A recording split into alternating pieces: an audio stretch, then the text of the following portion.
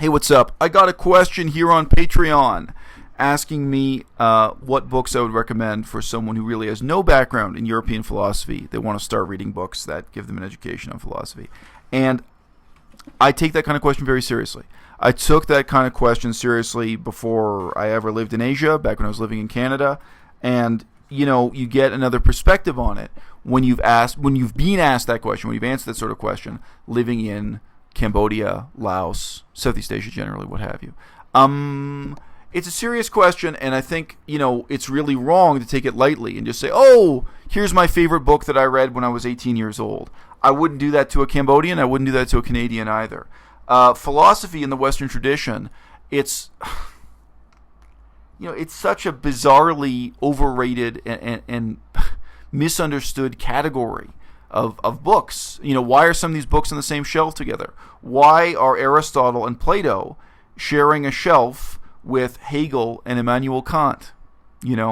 It's very, very difficult to talk to someone today and explain to them why, the dispute between Immanuel Kant and Sir Isaac Newton over the interpretation of the Bible, why that still matters, why that's still important. Because it's not. It's not important. Most people have completely forgotten the religious philosophy of Sir Isaac Newton. During his life, he wasn't just a scientist. He was also famous as a religious figure, and he had what I would consider somewhat bizarre and eccentric views on the reinterpretation of the Bible that were hugely, hugely influential at the time. And that was what Immanuel Kant was responding to in the Critique of Pure Reason. And now, universities around the world are taking Immanuel Kant's Critique of Pure Reason and trying to turn it into something that's important to teach to every 18-year-old at every university in Europe. And that's a lie. It's not important. It's not meaningful. And, when I say it's a lie, I think you can compare it to other philosophies that have come and gone that have had, some reasonable standing, some reasonable influence in society. Just to keep this brief, you can look at Buddhist philosophy. It is very easy to look at the influence Buddhism has had in Thailand, in Sri Lanka, and say, okay, Buddhism is a philosophy that still really matters today, for better and for worse. Believe me, I'm not saying that everything about Buddhist philosophy is wonderful. There are lots of things I could tell you about Buddhist philosophy that are terrible. It's not hard for me to do. It's very difficult to look at just 19th century Greek philosophy. Sorry, little slip there. 19th century German philosophy and say that. Now, the ancient Greeks, I do think, are still worth studying and worth reading. We just recently had on YouNow a heated debate that went on for at least 20 minutes while it was live streaming with a woman who is a teacher of philosophy. Shout out to Emma. Thanks for coming by, Emma. Talking about the intellectual legacy of Plato, in contrast to Aristotle, in contrast to Thucydides, in contrast to Herodotus. But, first of all, I guess I just pause to say some people would dispute my even including Thucydides and Herodotus in the category of philosophy, because they have some much more narrow view of what philosophy is and why it matters. For most readers, I'm not even going to get into how I define philosophy or why I think philosophy is important in the world. I think that's fatuous and counterproductive, to be blunt. If people are asking you about what they need to know, what they could learn from, why they should read philosophy, really, the most useful example would be something like Herodotus. Why is Herodotus interesting or rewarding for people to read? Well, if you're interested in the culture of ancient Greece, if you're interested in contrasting the way one ancient society coped with the values of, the religious views of, the cosmology of an ancient society, Herodotus provides so much rich material for reflecting on that culture and how it understood the world, good and bad. Herodotus, some of the most shocking material is only a few sentences long. The excuses for human sacrifice. And Herodotus just says, oh, but you shouldn't criticize these people for carrying out these human sacrifice. That was their custom. The attitude towards custom and tradition and religion and, even the role that philosophy played in that society, the attitudes towards kingship and slavery and democracy, that stuff is fascinating. But it's only fascinating if you're interested in a kind of, cultural anthropology. You're interested in looking at how a totally alien culture cope with those things. It's not interesting in the way that a scientific discovery is interesting. Not at all. And I think part of what goes on in the modern Western world is an attempt to misrepresent the history of philosophy as if it really did resemble the history of science, as if it presented you with a series of stages, and that each stage discovered something that resulted in irreversible progress. That's not true at all. I mean, the Greeks had one set of debates about the nature of democracy and politics, and then for hundreds of years after that, different societies had different debates, including China and India, huge parts of the world that are normally just omitted from the way we teach and study philosophy and politics, etc. My point here is, when an average person writes to me, as this guy did, and says, he has no background in philosophy, what books can I recommend? I'm not someone who would, in a shallow or relaxed way, even recommend books that I enjoyed myself, books that were important to me personally. I feel, on the contrary, that I can't recommend this stuff. That it's as bizarre as if you went to Cambodia and you met someone in Cambodia who had seen the magazine rack in a store, in a fancy Western store, and saw Cosmopolitan magazine, Vogue magazine, a whole series of fashion magazines with, beautiful women, images of wealth and opulence and leisure. Someone said to you, look, I have no education in fashion. I need, what books do you recommend for me to study so I can prepare myself to understand this important genre of literature?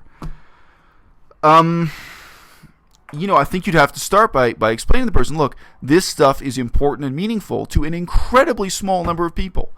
The debates about, fashion, it's important to some people, but this is important and meaningful to a very, very small number of people. So probably you don't want to do this. Probably you don't want to put in the time on this. The difference is that with philosophy, the glittering magazine rack, what draws people to it is just the inculcated notion that this is the best and most important thing that Western civilization has to offer. That this is the meaning of life itself being presented to you. And, that motivates many people to sit down and try to convince themselves that Immanuel Kant is meaningful and important to their lives today. And it's not. It's garbage. And there is an interesting type of work to do in reconstructing why was this once important and meaningful to people. Why was it that at the time there was this debate with this famous scientist, Sir Isaac Newton, and this response really meant something. But I mean, I can't recommend that a Cambodian puts in the hours to become familiar with that, and I can't recommend that a Canadian does either. From my perspective, the vast corpus of Western philosophy is it's garbage. It has no and sadly in an attempt to make that garbage seem meaningful and important to young people today in universities, there's a lot of intellectually dishonest misleading half-truths and fraud that goes on. I remember, just to give one example real quick, I remember trying to talk about racism within Immanuel Kant. And, the response you get from people who are supposedly, respectable university professors, any of these issues, you want to talk about slavery within Hegel or something, or racism within Hegel or what have you. This stuff is all junk anyway. Hegel knew nothing about China or India. What he wrote about China and India is garbage. Why can't we just move on? The fact that the response you get from the establishment is of refusing to allow you to admit that Immanuel Kant was racist, that already shows how broken the whole system is. If your approach to ancient Greece is to try to make ancient Greece seem like paradise, then your whole educational system is broken. If you can appreciate what was right and what was wrong with, if you can look back on that and just look at it as an alien culture, in the same way that I looked back on ancient India and just said, okay, I'm interested in this culture, I'm interested in this civilization. I'm not here to glorify it, I'm not here to make excuses for it. In ancient India, there were some really interesting philosophical debates, and those are preserved in the Buddhist canon, in the Pali canon. In the same way, you can look back at ancient Greece, and whether you're looking at debates on the nature of slavery or debates on whether the world was flat or shaped like a drum, those are interesting debates that happened. But This is really better described as a form of cultural studies than it is true philosophy. And even when you're talking about, the 19th century in Europe, you're talking about just a couple of centuries ago, you tend to be looking at debates that are so heavily burdened with religious culture, with Christianity, that they've already become very alien and very foreign to us. And, if we're going to talk about Marxism, it's even worse. Who, with a straight face today, can sit down with a classroom of students in Canada or in Cambodia and say, okay, we're going to get heavily into, the fine differences between the various schools of thought in Marxism that just a short time ago justified millions of people killing each other. None of that stuff is meaningful today. So that's about it, guys. Sorry, this video is already longer than I wanted to be, but this is my long answer to why I'm not just casually recommending you a bunch of books to read about philosophy. If there is one parallel, I remember just reading an article about the state of books on the history of modern medical science. And it admitted that, this is something that isn't really taught in universities, that experts aren't comfortable talking about, and, most of the books sort of have to open with warnings saying this is a lot more depressing than you think it's going to be. Yes, it's pretty easy to find a glorified, glamorized propaganda version of the history of modern medical science. That's sort of all good news. But the real history of medical science, going back, 1,000 years or more, is full of these, unbelievable, harrowing stories of people dying long, slow, painful deaths because of a misunderstanding, because of an error, because of a fad theory.